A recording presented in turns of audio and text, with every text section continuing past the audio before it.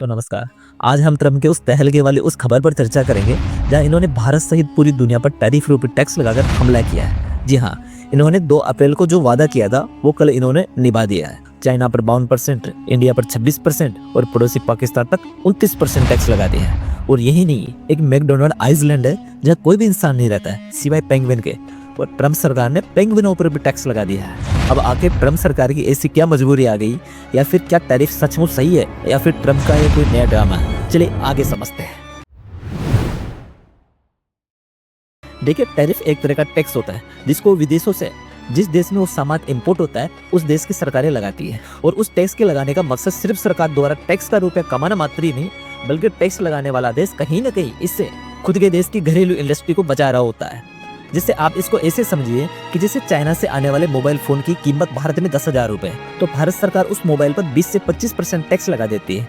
तो इससे उस चाइनीज मोबाइल की हमारी भारतीय मार्केट में कीमत महंगी हो जाती है, और इससे भारतीय मोबाइल की कंपनियों को बेचने और फायदा कमाने का मौका मिल जाता है। तो टैरिफ रूपी इसी टैक्स से जैसे भारत के पर्सपेक्टिव से हमारे घरेलू उद्योगों के साथ साथ हमारी भारतीय सरकार को भी रेवेन्यू मिलता है, जिसको सरकार विभिन्न योजनाओं में खर्च करती है। जैसे लाडली बहना योजना, मौलानाओं को सैलरी और पुजारियों को कुछ भी नहीं देना, और दिल्ली में बिजली और पानी के बिल भर पाने में सक्षम लोगों को भी जबरदस्ती फ्री में बांटने की कोशिश करना। और शायद इसीलिए बड़े आदमी ने भी कहा कि फ्री की चीज की कोई कदर नहीं होती है। और तब तो बिल्कुल भी नहीं जब पढ़े लिखे केजरीवाल जी जैसे नेता फ्री के चक्कर में राजनीति में फ्री फ्रंट में निकल जाते हैं। और ऐसा भी नहीं है कि टैक्स के पैसों को फ्री में बांटने की बात कोई या हारने के बाद सुधारने की कोशिश करते हैं, बिल्कुल नहीं।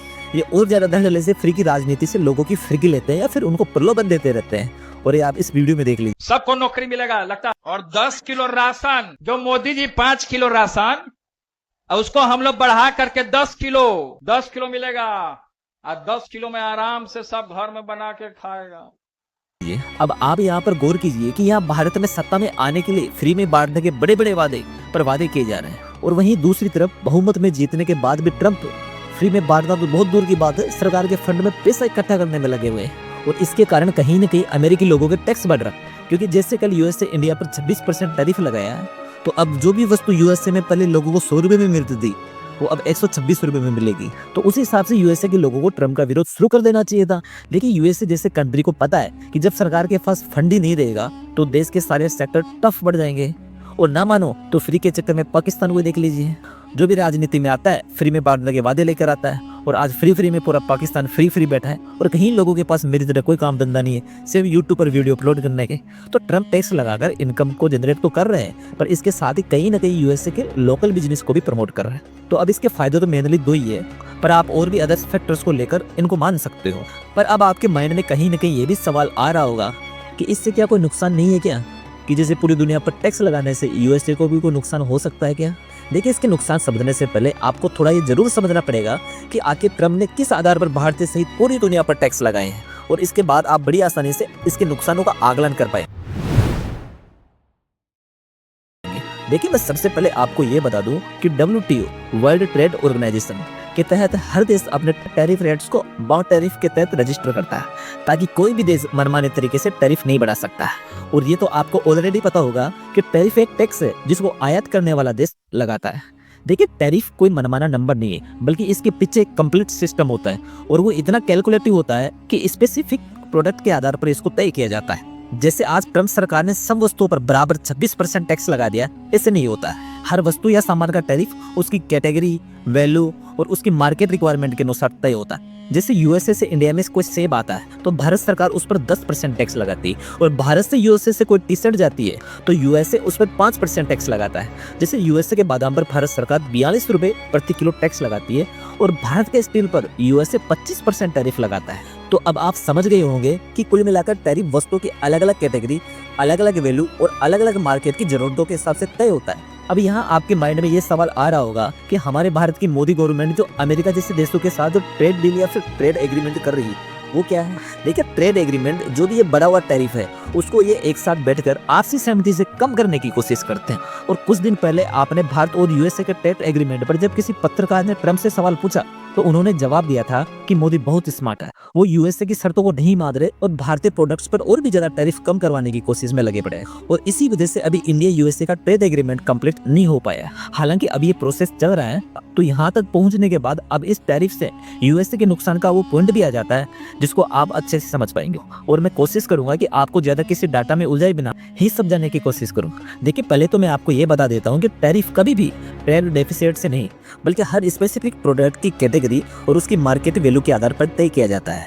और ट्रम्प जो भारत पर 26% टैक्स लगाया वो ट्रेड डेफिसिट के आधार पर लगाया और ट्रम्प ने भारत पर जो 26% टैरिफ लगाया है वो ट्रेड डेफिसिट के आधार पर लगाया। अब आप सोच रहे होंगे कि ट्रेड डेफिसिट क्या आफत है। देखिए, भारत और अमेरिका एक दूसरे को जितने रुपए का सामान बेचते हैं उसके अंतर को ट्रेड डेफिसिट कहते हैं। अब आप आगे खुद देख लीजिए कि किस प्रकार ट्रम्प ने इस ट्रेड डेफिसिट के आधार पर टैक्स लगाया था। देखिए, भारत ने 2024 में यूएसए को जो प्रोडक्ट्स निर्यात किए थे उनकी कीमत थी 87.4 बिलियन और जो यूएसए ने भारत को प्रोडक्ट्स निर्यात किए थे उनकी कीमत थी 41.7 बिलियन।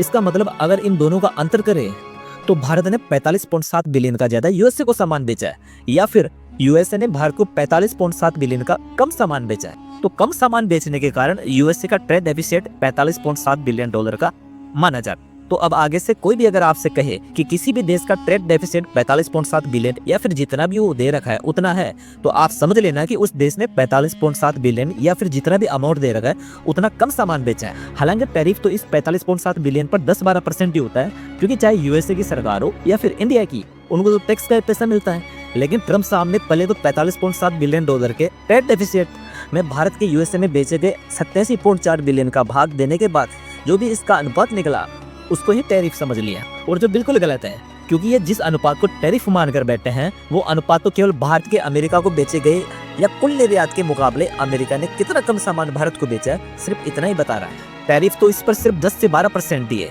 और ये हम सभी नहीं, यूएसए की खुद USTR United state trade representatives 2024 की रिपोर्ट खुद कह रही है कि भारत का यूएसए पर औसत टैक्स केवल 11.6% है। फिर आखिर ट्रम्प कौन सा भारत का अमेरिका पर 52% टैक्स बताकर आज ये कह रहे हैं कि मैं दयालु हूँ, और तभी आज 52% का आधा 26% टैक्स ही भारत पर लगा रहा हूँ। और कहीं ना कहीं आप देखोगे तो ट्रम्प का ये अजीबोगरीब गणित है, क्योंकि ना तो ये किसी करेक्ट डाटा पर आधारित है और ना ही किसी लॉजिकल ट्रेड के नियमों पर, और इसलिए कहीं ना कहीं दुनिया इसे ट्रेड वॉर कह रही है और इससे कहीं ना कहीं ग्लोबल रिसेशन के चांसेस बढ़ते जा रहे हैं, या फिर आप इसको ऐसे कह सकते हो कि दुनिया में महंगाई बढ़ने के चांसेस बढ़ते जा रहे हैं। क्योंकि देखिए, जब यूएसए दूसरे देशों पर टैरिफ लगाएगा तो वो कौन से चुप बैठ जाएंगे, वो भी मिलकर यूएसए पर टैरिफ लगाएंगे, और फिर देखते ही देखते दुनिया इस टैरिफ वॉर के चक्कर में पड़ सकती है। और इसके बाद जब दुनिया टैरिफ वार में उलझेगी तो ग्लोबल रिसेशन का आना तय है, और फिर कब स्टॉक मार्केट गिर जाए ये कोई नहीं कह सकता। और सबसे बड़ी बात तो यह है कि चाइना ने तो साफ साफ यूएसए को जवाब दे भी दिया है कि ये ईस्ट एशिया ब्लॉक जिसमें जापान, साउथ कोरिया, उनके साथ मिलकर प्रॉपर यूएसए को टैरिफ का जवाब देंगे। अब आप हमारे इंडिया के पर्सपेक्टिव से बात करोगे तो देखिए, हमारे साउथ एशिया में बांग्लादेश, पाकिस्तान जैसे देश डेमोक्रेसी खत्म करके सुख की नींद से सोए हुए हैं, तो हमें नहीं लगता कि इनकी रिप्लाई से कोई यूएसए को फर्क भी पड़ेगा। तो अब भारत के पास सिर्फ 2 ही ऑप्शंस बचे हैं कि या तो यूएसए के साथ जिस ट्रेड डील पर बात चल रही है उसे कंप्लीट कर ले ताकि 26% से थोड़े टैक्स कम हो जाए, या फिर एशियन ब्लॉक जिसमें चाइना, जापान और साउथ कोरिया है उनके साथ खड़े होकर प्रॉपर यूएसए को जवाब दें। हालांकि इसके बाद यूएसए भारत से नाराज भी हो सकता है और ट्रम्प का दयालु स्वभाव बदल सकता है और ये 26% टैक्स को 52% टैक्स या फिर टैरिफ के रूप में इंडिया पर इम्पोज कर सकते हैं। तो इस पर कोई भी अपडेट आता है तो इसके लिए अपन मिलते हैं नेक्स्ट वीडियो में। पर उसके पहले अगर आप चैनल पर नए हो तो सब्सक्राइब करने के बाद कमेंट में ये जरूर बताइए कि आपके अनुसार इंडिया को क्या करना चाहिए। श्री राधे।